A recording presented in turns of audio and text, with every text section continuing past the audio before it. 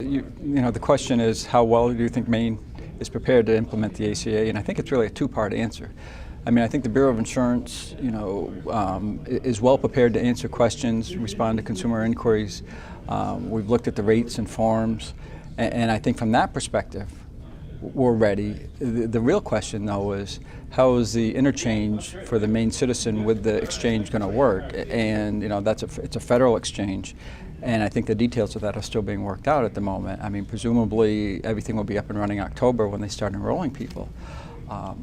But that's a part that hopefully will be seamless, but at this point in time, it's unknown. How smoothly can this work if the state is on a slight disconnect with the federal government on this? The fact that we're a federal exchange, I think it doesn't really affect how it's going to be implemented in Maine from one perspective. I mean, if you step back, only 17 states chose a state exchange.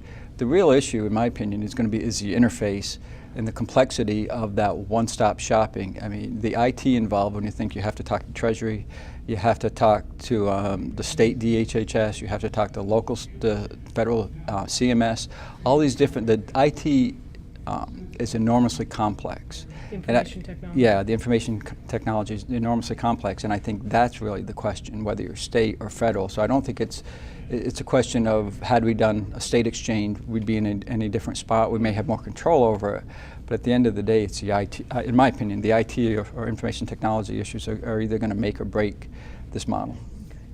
Okay. And do you have tips for businesses on how to deal with the ACA, like some simple tips for them?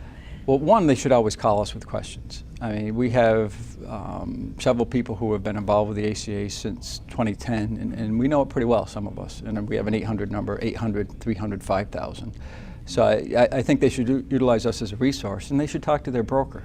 But the one thing they shouldn't do is assume nothing has changed. They really need to become engaged.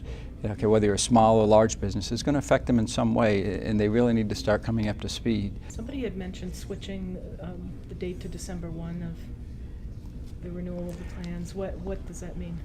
Well, several carriers have asked us, can they switch the renewal date of their policy to December? Say you normally renewed in June of 2013. Can they switch it to December of 2013? And what that really means, they would gain another year. They would go into December 14 before they had their new policy had to be ACA compliant. And I think what it really is trying to do is give people more time to become acclimated, because I think people, they hear about the ACA and it's an abstract concept, but in 2014 a lot of the major substantive changes are going to be in effect, and this gives them a little more time.